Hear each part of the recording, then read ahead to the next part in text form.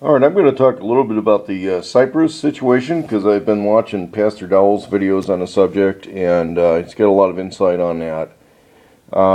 You can see it's on Yahoo, it's on Google, and this was a situation where the government of Cyprus had levied money against deposits in the banks there. Now, the information I got from other sources is that a lot of the money that's held in Cyprus was held there because it was a tax haven. And a lot of the money there was supposedly mafia money. Now, how the Europeans and the Russians and the Italian governments define what is mafia or money laundering or illegitimate money is largely up to dispute. And I want to address the question of legitimacy of money on the issue when you realize who's taking the money from who and for what purpose. The money was being taken supposedly to support the government of Cyprus, which I guess is it's a small government, not a very, I don't think they're a military power or anything like that. They don't have any unusual expenses. Even if half the island is on welfare, I have to wonder just, how big that population would really be. And if they were, supporting themselves with that money or whether they had a deposit tax is a question of a lot of countries in the European Union are having financial issues. And the banks, whether or not they're owned by the government, any government can step in and take control of banking. And that's a situation that goes back thousands of years. In modern Jewish history, especially going back 700, 800, 1,000 years, a lot of times in Western Europe and largely Eastern Europe too, one reason the Jews were sequestered into narrowly defined geographic areas within the kingdoms was because Jews were involved in banking, and if a local king or magistrate or somebody with political power wanted or needed money, they played this whole game of inviting Jews to live there so that the wealth would come with them and the financial institutions would come with the Jews. And then once they had a large and financially successful Jewish population, it would get regularly raided or taxed by the local kings or magistrates for money to go and fight wars. So there ended up being this international banking because people wanted to very quickly and easily move money between countries to avoid this sort of thing. So as far as governments or kings raiding banks for money to conduct government operations, that's that goes in European history back thousands of years. It goes back to the beginning of banking. It's something that everybody had to put up with or die. That's the two ways it worked. If they did not want to have a large and extensive banking system or become a center of international banking, because international banking was a way of the aristocracy to create passive wealth. They created passive wealth through banking and lending, which was illegal for Christians, also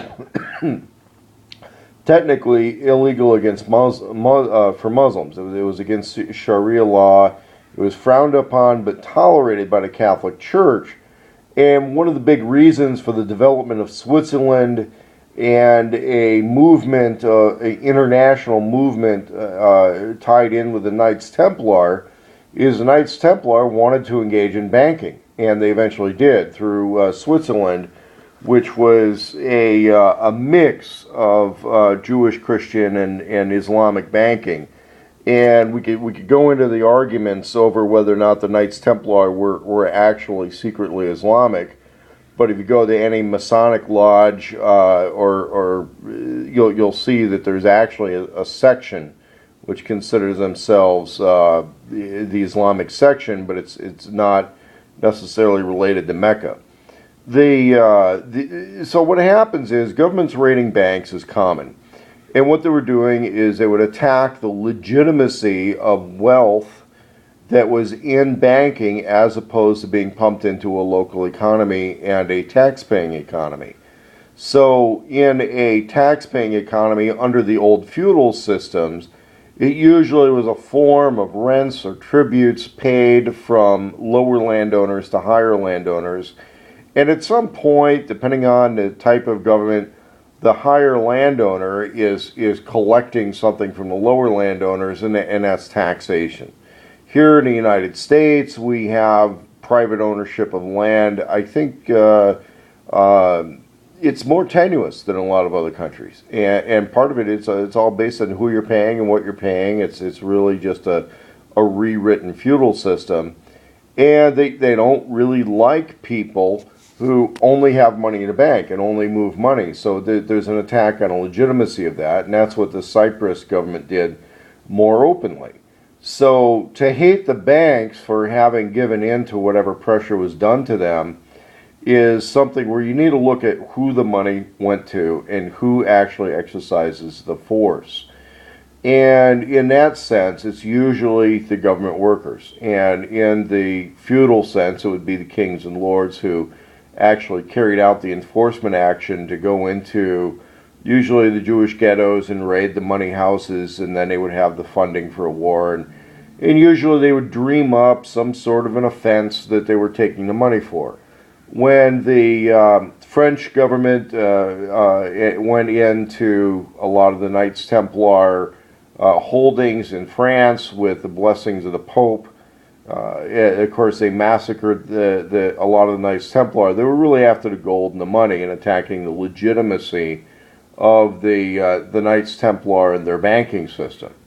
So attacks on the legitimacy of the banking system are in essence a function of the government, and we need to understand that modern money as we know it is created by government-controlled and mandated banking systems. They're inseparable, but they're not really friends. You know, it's kind of like two brothers or cousins who are brother than cousins, but they secretly hate each other. And so when you see bank runs, you have to also realize that the primary victims of these types of things are the people who are dumb enough to fall for it. I don't know how else to say it. If you don't put your money to work and don't operate your own level of princedom or fiefdom, and you engage in these activities, you have to realize these activities have risk. And I think that the way bank theft, especially on the part of the government, is so easy these days. It's so easy for somebody to legally pick your pocket by raiding your bank account, either through fraud or court orders or theft. You know, if you play, you're going to lose. And it's a lot like playing the rigged stock market. But, you know, if you play, you're going to lose. You got to put your money to work and do things with it. Now, you also need to look at who and where this money is going. Even when you look at social programs, which are supposedly wealth distribution, if you look at the amount of money, especially here in the United States, that is created by the government versus that money which is taxed back from the economy, you're going to find that about 3/4 of the money in circulation in the United States was actually created by the government one way or another and then distributed at first to a chosen few, generally speaking, bankers and high-level government contractors. And then, of course, you have the government workers who are representing an increasing number of, an increasing percentage of the workforce these days. Only about 25% of government revenue is actually the result of taxing back from the productive economy. The rest of it they create out of thin air.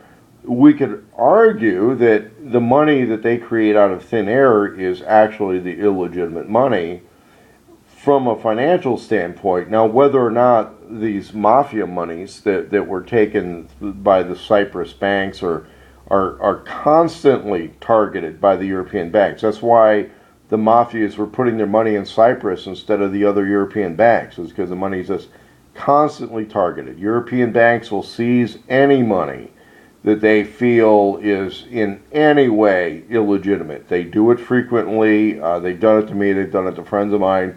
Where, and in the European legal system, you're guilty until proven innocent. You have to go and prove that your money was legitimate, that the transaction was legitimate. You have to prove it before they release the money. And they do it regularly. Here in the United States, of course, we have seizure laws, which they vary from, if your car is broke down and parked on the side of the road beyond a certain period of time, they seize it. If it's harder for them to seize bank accounts, but let me tell you, as soon as the governments figure out they can do it, they're going to be doing it far more. And anybody who's been late on child support payments can tell you how that's worked out for them. But we also have to realize where that money goes. Now, one of the things you can do is look up in wherever you live. Like here, I can look up, there's a guy here that blogs about the county where I live in, Multnomah County, Oregon, where, how much do the county employees make. And it's public data. So you can see that a whole lot of these people, and according to some of these bloggers, a lot of them don't even work that much. A lot of them are hard put to account for 20 hours a week. Others work more or less full time, and when you look at their compensation packages, a pretty large percentage are over $100,000 a year. They have very sweet retirement plans. They're very well compensated. And, it's interesting because a lot of these people would consider themselves conservatives, or they lie and they self-define themselves as conservatives while they're on the taxpayer and the government tit. And, there's so many liars like that out there, and hypocrites who are on the government tit one way or another, and then they want to call themselves conservatives and hate the poor. I'm poor these days. I used to make a lot more money, and then there was some government regulatory stuff that came down on my business very unfairly. Laws were applied to me and my business that were not applied to other people in the same business. And I was basically thrown out of business. In fact, it's happened to me more than once. And what I recognize in those types of situations is that if you're the subject of overregulation in the way you make a living, somebody doesn't like you. And when I look at the amounts of money that these people make compared to what I know is a trigger level on my income, if my income goes above like 60, 70,000 a year, I'll be the subject of a major investigation. If these people, and you got to realize they're going to make their money by either getting it for free from the government. Yeah, they work for it, but come on, you got a bunch of these people 20 hours a week, or they take it from you. And that's what's happening in Cyprus. But you got to realize that it's happening in Cyprus only as a new thing. It had been happening throughout Europe. Is it going to happen more in the United States? I would say there's a lot of sophisticated ways it happens. But if your money is still in a bank, if your money is still only in intangible forms, Jesus told us the love of money was the root of all evil. And Jesus, he spoke Aramaic. And the translations as we go into English may have lost something. But I'm thinking that perhaps the original meaning on that was the love of that government-created wealth, trying to get a hold of that whole favor and wealth that's created by the government, which money is, was the root of evil, not ambition or the desire for wealth or the desire for personal goods. People want things, okay? I don't think that's an unhealthy desire to want things in life. I don't think it's an unhealthy desire to want wealth or a beautiful spouse or a nice place to live in or personal comforts in a bad environment or even personal or even just to place yourself in a good environment and have a happy life. But the desire, the avarice and greed to obtain that substance of government favor, that symbol of government favor, which we know is money, that stuff which is created by the government. And no, it's not gold. The government creates money. Notice that even going back thousands of years, if you just had a pile of gold and wanted to actually go someplace and participate in the economy, you had to exchange that for the local money. And the money may or may not be made out of the gold. And the money was always of overstated value compared to the gold, because the money represented favor of the system. So when you look at these banks runs on the banks and things, I have to say that the victims, the so-called victims of this, are people who played the game and lost. And the only way you're going to be able to work with this and not be the loser is not to play. Okay, I occasionally go to casinos, and I can do reasonably okay at blackjack. I'm not really, I don't like to play those electronic machines because it just feels too rigged. I really want to play against the person. But when I really go up and play against people who know what they're doing, let's say at a poker table, I lose. And sometimes the very best play that I can make is to not bet high, or to not, or to walk away from the table. If I really think, man, these people are sharks, or if I'm at a blackjack table and I notice they swapped out the dealer on me, I'm going to sit back. And when this type of thing is happening, I'm not saying sit back from being personally productive or making investments, but maybe it's a good idea to not screw around with the banks. The banks aren't getting their money from depositors anyway these days. They're getting their money from the government. So once money leaves a bank, it should stay gone from the bank, okay? And for these mafia people that have been so-called hiding money in Cyprus, that's them. If you had been hiding a few $1 million in Cyprus, hey, too fucking bad. We have to look at what's really happening with us versus what's happening with other people. And Pastor Dowell made a really good point about all the poor schmucks who are second-class citizens working for a wage and have seen their paychecks diminished by new taxes and new mandates. For the most part, for health insurance, they're not really getting the benefit of. And at the same time, the government workers, remember, we've got government workers, we've got people that are making hundreds of thousands of dollars, 140, 150K is apparently what it takes to be a respected government worker these days. If it's, it's got to be over 100K, okay? That's apparently where the ego point is. That's where the eligible bachelor point is for a lot of these people, is, really kind of in 150-ish range. And that's what they want for a compensation package. And I don't see any of those people going on an austerity or pay cut situation. I've heard some stories about some government workers having to do more unpaid overtime. But you're talking about people whose salary is so high that it's equal to a working stiff's overtime pay anyway. And when you look at that sort of a thing, you got to realize those people aren't taking any pay cuts. They're not doing any austerity stuff. Even the military right now, I think, is reasonably well compensated. They're not doing pay cuts, okay? Homeland Security, damn sure isn't taking any pay cuts that I've seen.